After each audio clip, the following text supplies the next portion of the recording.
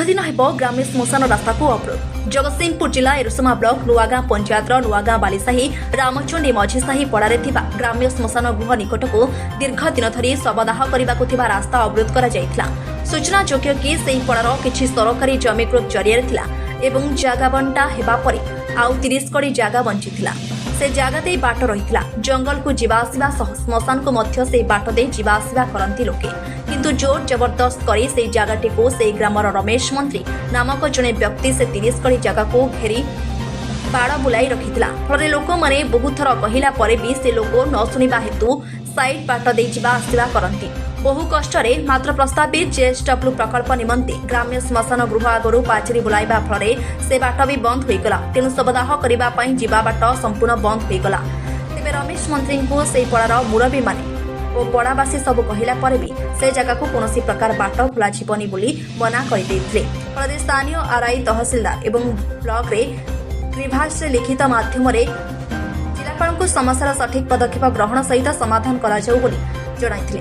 समाधान पाई तहसीलदार जगह को मपाचपा करबा पाई ऑर्डर देथिले और जगह मपामपी करा जाई खुंटी पड़िथिला। एसबु परे से घेरिथिबा जगह रे 15,000 टंका खर्च करथिले। से सब फेराइले जाई से जगह छाड़िबे बोली प्रकाश करथिले। तेणु जणे दंपति मरिजिबा कारणरू पड़ार मुरबी माने बसी निष्पत्ति नहीं जगह को अवरोध मुक्त करथिले एवं शवदाह कार्य संपूर्ण करा जायथिला एवं मुरबी सुदामचरण पलाई, फकीर स्वाई, रमेश स्वाई, गोलक दास, प्रशांत बेहरा, चक्रधर महंती, प्रहलाद स्वाई और सुरेश स्वाई प्रमुखों समेत ग्रामवासी एसबुर स्थायी समाधान निमंते जिलापाल और स्थानीय तहसीलदार निकट में दाबी करिसेंती।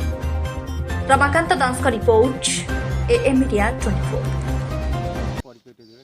लक्ष्मीकांत दास ओरफ नंडा मो भौणी भिणी मजाइଛନ୍ତି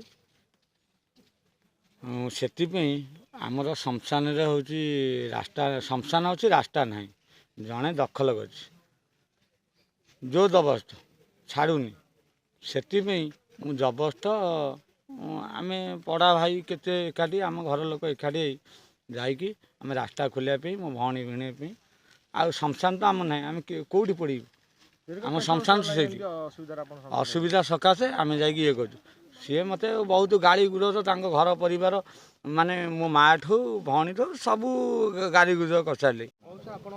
ଚକ୍ରଧର ମହାନ୍ତି ଯେଉଁ ଆଜି ଆପଣ ଗାଁରେ ଶ୍ମଶାନ ଘରକୁ ବାଟ ଛାଡ଼ୁନଥିଲେ ଆଜି ଦୁଇଟା ଶବ ଦାହ ପାଇଁ ଆପଣ ଜୋର ଜବରଦସ୍ତି ବାଟ ଖୋଲିଛନ୍ତି ସେ ବିଷୟରେ କହିବେ?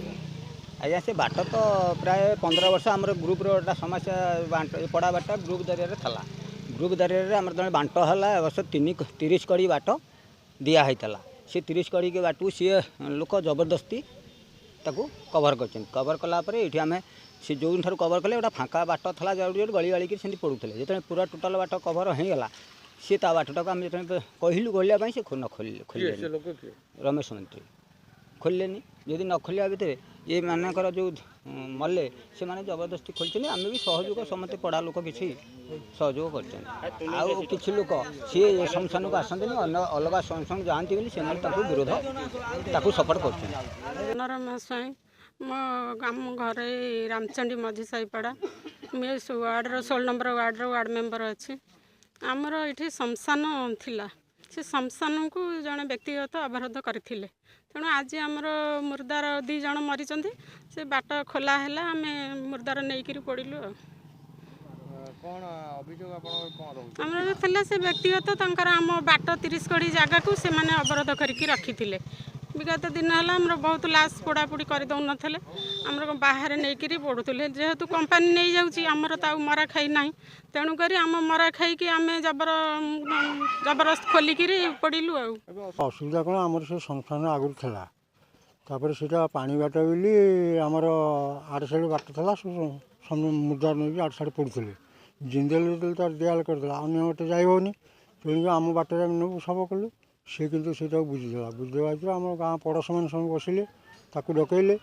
ସେ ତାର କହିଲା ଯେ ଆଉ ମୁଁ ଯଦି ବାଟ ବୁଝେଇଛି ମୁଁ ବାଟ ଖୋଲିଦେବି ଆଉ ମୋର ଖର୍ଚ୍ଚ ହେଇଛି 15,000 ଟଙ୍କା ମୋତେ ଦେବ। ତାକୁ କୁହାହେବ ଦିଆହେବ। ଆମର ଅରିଆ ପାଖରେ 15,000 ଟଙ୍କା ଥୁଆ ହେଇଥିଲା। ତାକୁ କହିଲେ ଜାଣିବୁ ସିଏ ଗଲା ଆଣିବାକୁ ତାର ଚାବି ହଜିଯାଇଛି କେଉଁଠି। ଆଶା କହିଲା ଆସି କହିଲା ଯେ ଆମର ଚାବି ହଜିଯାଇଛି ମୁଁ କାଲି ସକାଳେ ଆଣିବି। ଆମର ଏଇଠୁ 6-7 ଜଣ ଗଲେ କାଲି ସକାଳେ ଅମିନ ବି ପମା ଗଲା। ସେଠି ମାପ ଛପ ହେଲା। ରମେଶ ମନ୍ତ୍ରୀ ନିଜେ ମୁକାଲରେ ରହିଲା। କିଳା ହାଣିକିରି ସବୁ କିଳା ବାଡ଼େଇଲା।